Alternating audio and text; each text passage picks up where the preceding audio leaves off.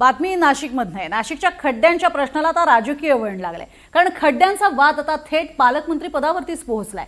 छगन भुजबळांना नाशिकचे पालकमंत्री करा आणि नाशिकला खड्ड्यातनं बाहेर काढा अशी मागणीच करणारे काही फलक हे झळकू लागले। मुख्यमंत्र्यांकडे हे मागणी करणारे फलक राष्ट्रवादी युवक काँग्रेसने लावलेले आहेत। सर्वसामान्य नाशिकरांच्या मनातील भावना आहे असाही उल्लेख यामधून करण्यात आलाय।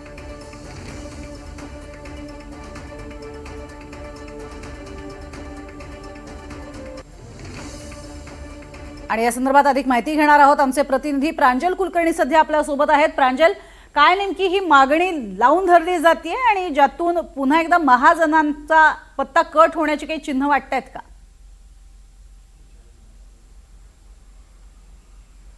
प्रज्ञा, आपण जर बघितलं तर नाशिकमधील खड्ड्यांचा मुद्दा हा दिवसेंदिवस गंभीर होत चाललेला आहे। नाशिककर खरं तर आपल्या भावना या व्यक्त करतायत।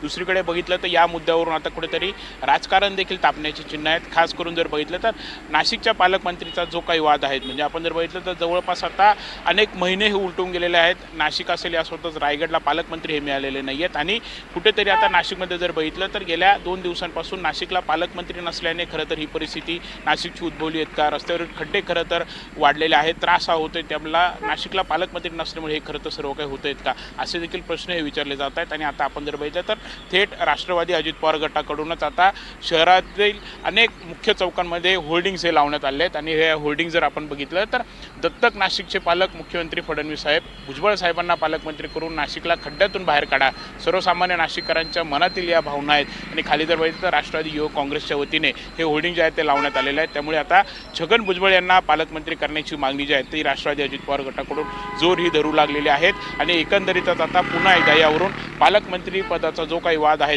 तो पेटण्याची खरं चिन्ह आहेत।